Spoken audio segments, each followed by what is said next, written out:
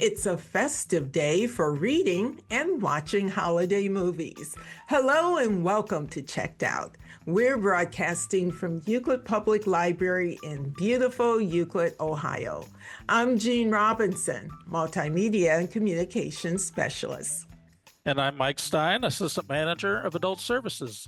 We talk about our favorite books, movies, services, and events with our favorite people and our favorite community. Each podcast will feature a theme. Today, we'll learn about one of our online streaming services, Kanopy.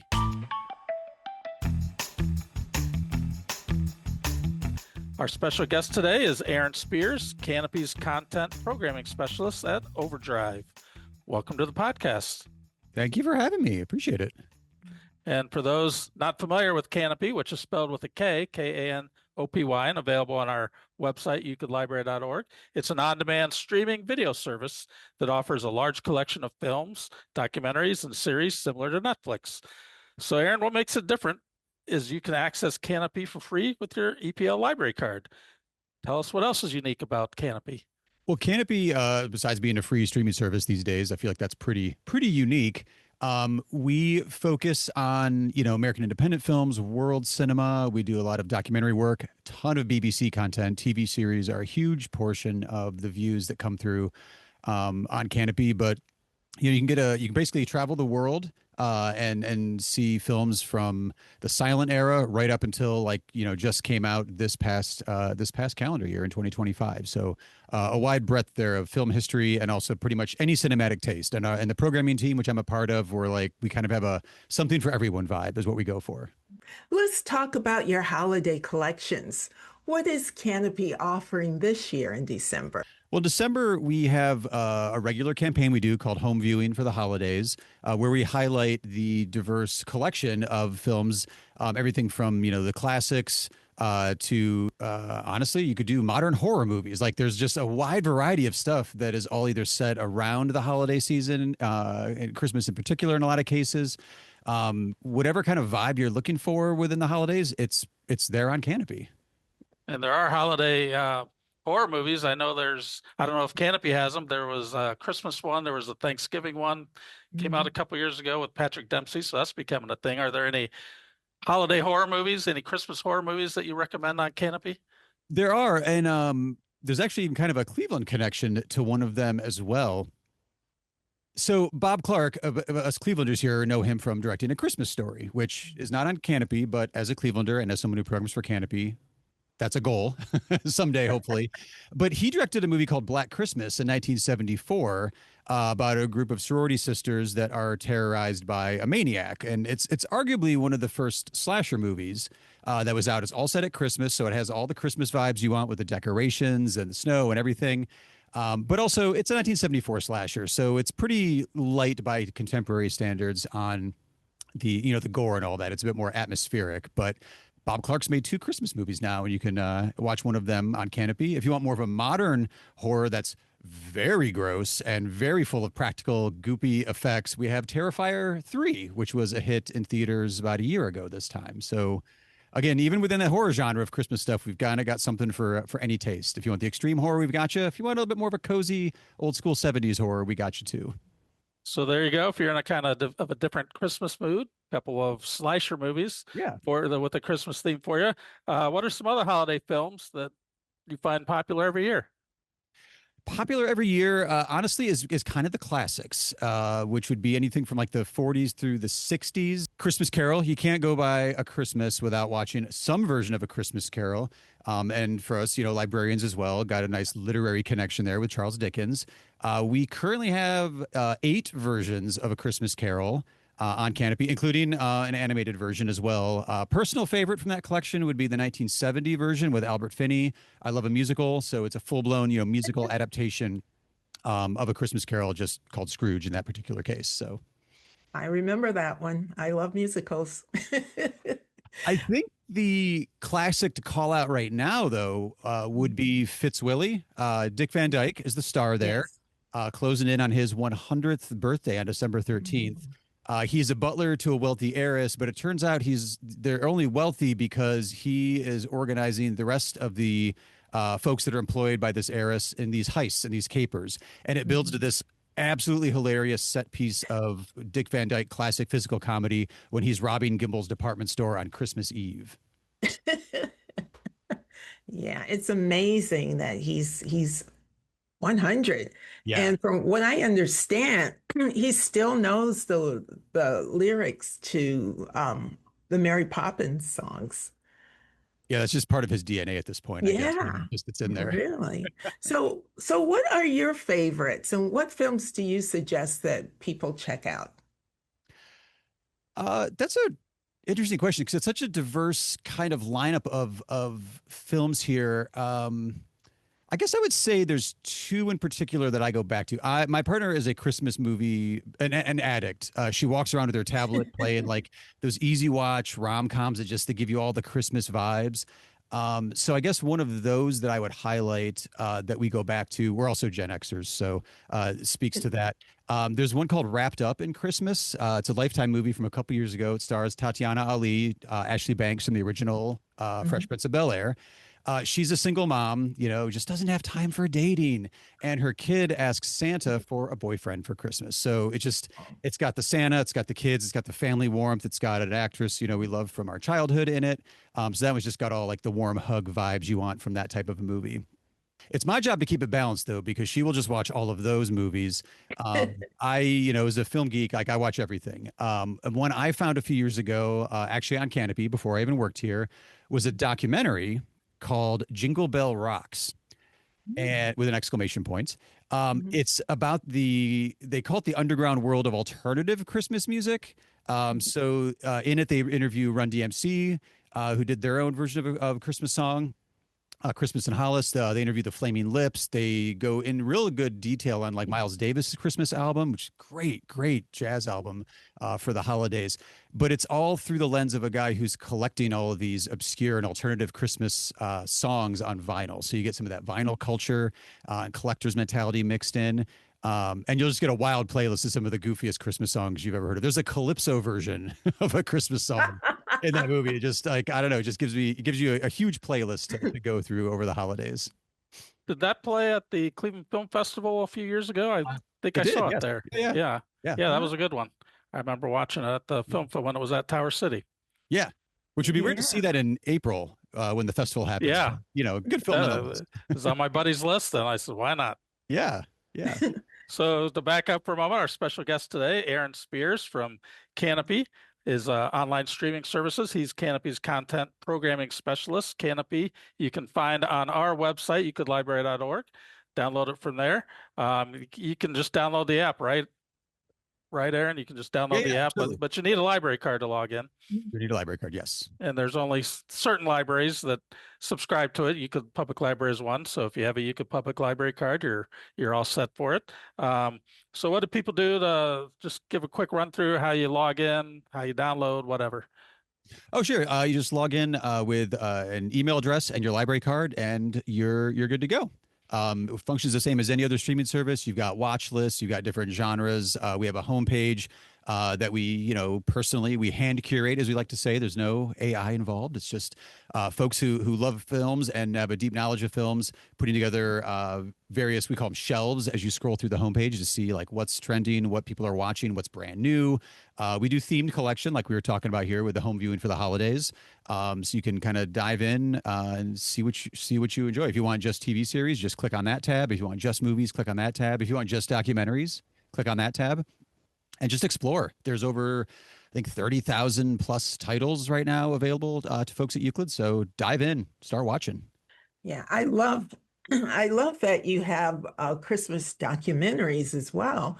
I know one of them, Merry Jewish Christmas, Yes. about how most songwriters who wrote the iconic Christmas songs were Jewish.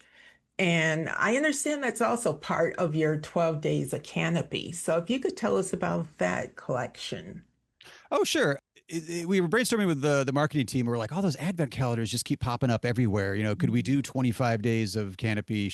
We went with, the 12 Days of Christmas, classic song. We thought, okay, we could do 12 different films to highlight one a day in the build up to Christmas and kind of show off the breadth and depth of the holiday collection here, which again, I was kind of shocked how diverse the subgenres are just within holiday films, until we really dove into the collection. We've got classics like The Bishop's Wife, all the way through Black Christmas, like I already mentioned. Like you said, the Dreaming of a Jewish Christmas, another. So we've got two now Christmas music documentaries.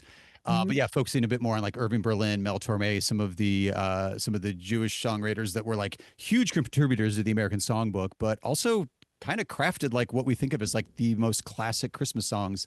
Let's go with another like literary one. 1992, there's a movie called Midnight Clear that has Ethan Hawke in it, and Frank Whaley and Gary Sinise. That's all about the 1944 truce between American soldiers and German soldiers during World War II, and they just celebrated Christmas together.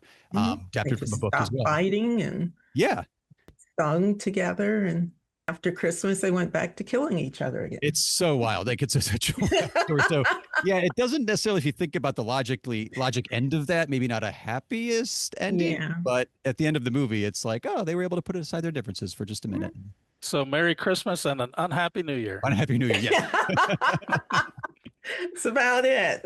But it's a true story, which makes it even more fascinating. I think you got to be kind of careful when you do those countdowns, like 12 days of Christmas movies, because a few years ago, I love the song Last Christmas. Maybe I don't know if you really consider it a Christmas song, but it's about Christmas. So I was putting my favorite cover songs on Facebook every day of Last Christmas and doing a countdown of the 12 days of Last Christmas. George Michael died right in the middle of that, the singer of Wham. So now every time I hear Last Christmas, I associate it with my countdown of the last, and I don't want to do another one because I might kill the next person. So you gotta be careful. When we were debating the classic ones, we were debating Fitzwillie because it's a classic, but we're like, he's getting up there in age, like 100. So we went with The Bishop's Wife as the safer one. The Bishop's Wife is good. I love that movie. I have to see it every year. So Kanopy, you can download on your laptop. You can watch it on your phone. If you got a smart TV, you can watch it on there. Download the app. You can watch it on pretty much any device, right? Yeah, pretty much any device. We got them all covered. And the 12 days of Kanopy, you can look for reminders on EPL's social media starting on December 13th. And the 12 days, I believe it ends on Christmas Eve. Christmas Eve. It does end with another interesting little bit of subgenre within these types of films, the fireplace video. Yes, called Festive Fireplace that's on there. So it's a good, just, you're wrapping presents like that last, I have kids. So like sometimes you're just assembling stuff till 2 in the morning on Christmas Eve, throw on the fireplace and just kind of have a nice little, like, warm, cozy vibe for you there.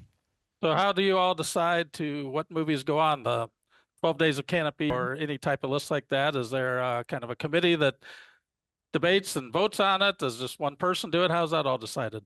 We do it kind of as a team. We have a programming team at Kanopy, but we work closely with the marketing team as well. So as you could probably assume, there's a lot of film nerds in there. But like I kind of think of it as like, again, I watch anything. I'm a film nerd. I've been going to the Cleveland Film Festival years. Like anything you want to put in front of me, I'll give it a shot at least once. But like my mom is more selective. Like she would watch maybe like a couple movies a month. So I try to think of her sometimes when I'm doing programming. Like, okay, if I can entice her to watch something, and I could also got myself covered, I think we've got the gamut there of different viewing tastes. Because again, we try for something for everyone there. So we have A Bishop's Wife in the 12 Days of Kanopy. We also have Black Christmas in there, so covering those bases. But we also have a few Lifetime movies, like the Wrapped Up in Christmas I already talked about. There's one called A Very Merry Toy Store. So like Christmas vibes, Santa, toys, the family, like that's all in there. But also you can't go through Christmas, in my opinion, without watching some version of the Nutcracker. So we've got the Nutcracker in there too. So from horror films to ballet to, warm hug of a rom-com, just easy watching stuff. We've got kind of it all, and a World War II drama. So we try to cover all the bases there. And if somebody curates a list, we'll pass it around, make sure we're not missing something, take input from as many people as we can put a list in front of and curate it as best as we can. And after December, what collections can we expect to see in the new year? So we do different genre campaigns each month. So we're going into January. Sneak peek on that one would be that it's biopics, so biographical pictures there in this particular case. We've got everything from Lee, a new film with Kate Winslet, where she plays the real-life war photographer who broke a lot of like the gender barriers with being a female war photographer. But we also have Daniel Radcliffe, Harry Potter himself, in Weird, the Al Yankovic story. So, musical, really goofy biopic that's as if it came from the imagination of Weird Al, up through Mary Shelley. We've got, the biopic of the author, Mary Shelley. The one I'm most interested to see how folks react to in January would actually be one. I managed the Cedar Lee Theater here in Cleveland for about a decade. We showed the movie called Loving Vincent, which is it's hand painted animation, which is a biopic of Vincent van Gogh. Just gorgeous, gorgeous animation. And we played that one there for like 4 or 5 months. Like people just loved it again and again and again watching that one. These two questions kind of combine with each other. I had a coworker just this morning when I told her what we were doing this morning with the podcast. She said, ask them to add Christmas in Connecticut. So how do people go about getting new movies suggestions to you, and how often are new titles added to Kanopy? Excellent question. So we have a process in place because there's certain distributors that we work with, and we're bringing on new distributors all the time on Kanopy. We would first kind of track down who has the rights to that movie, and if it's somebody we already work with, we'll request it, try to get that particular film onto Kanopy. We do kind of keep an eye on a lot of the major film festivals, a lot of the awards too, to make sure we're trying to get as many of those high profile, high quality films in there as well. Christmas in Connecticut, we don't have. I just typed it on my list, so we'll keep an eye out for that one.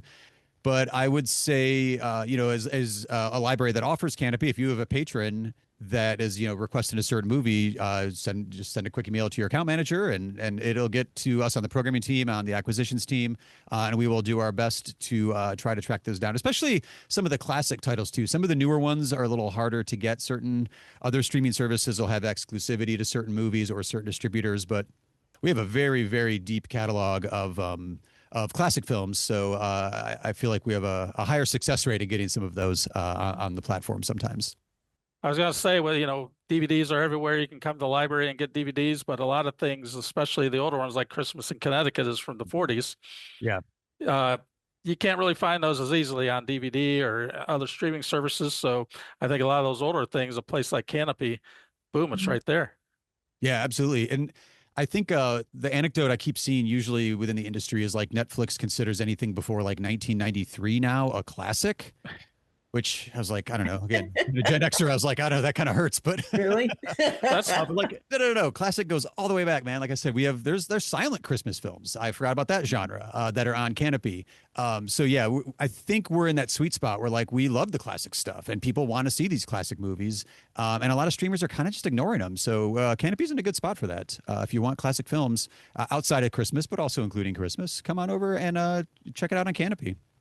Yeah, I think the definition of vintage is 1978. So to be before 1993 and be a classic, even though I'm way before 1993, that still seems a little too recent for me. And our former oldies station, I guess, here in Cleveland, the radio station, they now play Bon Jovi as classic rock. So They do, yeah. that's just too new for me. Yeah, yeah. Same here. I love that in addition to movies, you have documentaries and you have instructional videos and a whole section just for children. We do. Actually, I'm glad you brought that up. We have, I did have that on my list here. We don't want to forget the kids. We just published on Kanopy Animal Tales of Christmas Magic. Perfect for family-friendly watching there. It's 5 different animators. I believe they're all French, although it's in English, the limited dialogue that's there. But it's a perfectly like whimsical, like hand-drawn, like classic style animation of 5 different stories about animals from around the world coming together and celebrating the holiday. And speaking of documentaries, if you don't have one, here's another suggestion. A documentary on how to wrap a Christmas present. I need that. I could watch that for 3 hours and probably still not be able to figure it out. That would be a good instructional one, actually. Yeah, I'll have to write that one down. Yeah. Easy wrapping videos. And you're located here in the Cleveland area, right? Kanopy is owned by Overdrive. Yeah, right over in Garfield Heights. Mm-hmm. Yep, absolutely. I came from the library world. I was over at Westlake Porter Public Library for a number of years as a children's librarian. And then, Overdrive acquired Kanopy 2021, I believe. And I was like, yes, it's a local company now. I kept an eye on the job postings and got my foot in the door doing film programming. Perfect. Yeah. So that's another reason to sign up for Kanopy, go to youcould-library.org, find Kanopy on there, sign up with your library card, and boom, you got a local company showing you all these great Christmas and other movies. There's one other one too, is just speaking for libraries, like very literary recommendation for Christmas. I didn't know this was even a tradition or a thing until a couple years ago, but the BBC, some of our most watched content on Kanopy, a lot of BBC series, a lot of true crime stuff, but they do BBC ghost stories every year. Oh, so I guess it started in the 70s. They're like 30 to 50 minutes long, so not a huge time commitment. Started in the 70s, then they revived in the early 2000s. They were mostly adaptations of M.R. James short stories. And so they were modeling on the oral tradition of telling ghost stories at Christmas, which I didn't realize. I guess that's a British thing. I didn't realize that was like a tradition. There's some Dickens mixed in, and I think there's one or two Sir Arthur Conan Doyle stories in there. But we've got 6 or 7 of them at least on Kanopy right now, including last year's. So BBC is going to do a new one this year in 2025. We have last year's and 6 previous ones. Last year's was called Women of Stone, based on a short story by Edith Nesbit, classic, children's author from England. So they're always like Victorian era, more like mood and atmosphere than they are like jump scare or gory or anything like that. A lot of Victorian era kind of ghost stories, but these short films follow in that kind of oral tradition that they have over in England in that particular case. So maybe you can kind of put your foot on one side or the other of this debate. There's always talk about when you should put up your Christmas decorations, when there should be Christmas sales and ads on TV and everything. Now, Thanksgiving was a little late this year, later in the calendar. When do you guys see people picking up on watching Christmas things on Kanopy? That is a great question, Mike. We, you can kind of see what people are searching for, like on the back end of Kanopy. I'm not kidding you. It is November 1st. It is like the day after Halloween. People start searching for, Christmas, holiday, whatever. We're like, all right, well, it's too early for me personally. But again, I'm married to a Christmas movie addict. Our tree has been up for a couple of weeks now at this point. It went up before Thanksgiving. So like, I get it. It's what the people want. It's what they're looking for. So we start putting some of those shelves on the homepage right after Halloween. So people shouldn't be complaining about seeing Christmas decorations on people's houses middle of November. That's just people complaining. The reality shows, people are into Christmas 2 months. Yes, yeah, pretty much. Pretty early on. It's a little early for me. Like I'm fine with hearing the music when I'm getting groceries, like around Thanksgiving. I guess, once we get to the turkey and everything in our bellies, then I'm like, all right, I guess it's just full steam ahead. Let's go. Well, we already have WMGI, their local radio station, playing their 24/7 Christmas music. Yes. So, and now it's snowing, so it's setting the mood right now. Yeah. I guess people just need a little Christmas cheer a little bit early. Yeah. And it's such a good counterbalance to, like, I'm a big like Halloween decoration horror movie watching guy. But it is a good counterbalance from, kind of like the gothic horror traditions that go into October, and then the hard switch to cozy Christmas vibes. Kind of a yin and yang to holidays there. all right. So we're with Aaron Spears of Kanopy, the online streaming service here in Cleveland, run by Overdrive. He's a content programming specialist there. Aaron, we really thank you for joining us on Checked Out. Is there anything else you would like to share with the people about Kanopy before we're done? Actually, if I could share, we have a brand new movie, 2025 Christmas movie that is coming to Kanopy December 12th. That it kind of hits all these boxes we've been talking about of like Christmas vibes and style. It's called Tinseltown. Great name for a Christmas movie. It stars Kiefer Sutherland and Rebel Wilson. It just had a limited theatrical run like a month ago, so it's brand new. If you can picture this at all, Kiefer Sutherland plays an arrogant Hollywood action star who's been blacklisted from the industry due to his poor behavior.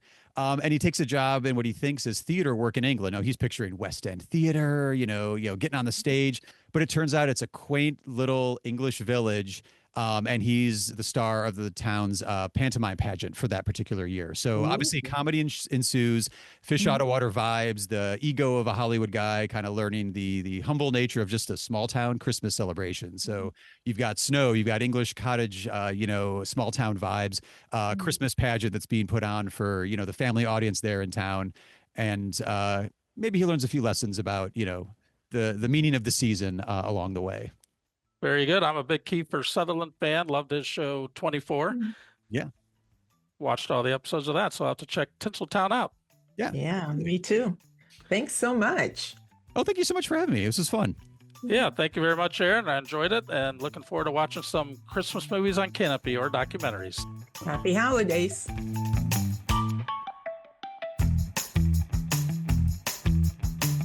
Now it's time for the library news you cannot use. Gene, the first baseball card I remember collecting was of a nondescript pitcher named Doug Bird. It was a 1978 Topps card for when he played for the Kansas City Royals. I remember showing it off to my grandfather, thinking it was Detroit Tigers phenom pitcher Mark the Bird Fidrich. It was the first of thousands of sports cards I ended up with in my youth. Now there's a library card that is probably more valuable than any of the baseball, football, or basketball cards I collected. Up in Minnesota, the Hennepin County Library is offering a limited edition Prince library card, according to their website. That's Prince, the iconic singer from Minneapolis, located in Hennepin County. Unfortunately, you need to live or work in Hennepin County, so I'm not going to be able to just walk into any of the 41 libraries there and sign up for one. But I bet many will be going crazy for those library cards, very much unlike that Doug Bird card. So people in many places will probably wind up with a Prince library card. Here at Euclid Public Library, we do not have a Prince library card, sadly, but we once had a framed collage of items found in returned books. It ranged from old concert tickets to family photos to bookmarks, something you expect to find. Well, the South Molton Library in Devon, Southwest England, has honed in on the lost bookmarks and created a wall display of just those. According to BBC.com, they're calling it the Museum of Lost Bookmarks. Library supervisor Alice Haynes said her favorite is a scrap of paper that said, "Still chainsawing, still love you, still no puppy." Puppies and chainsaws, those don't seem to go together.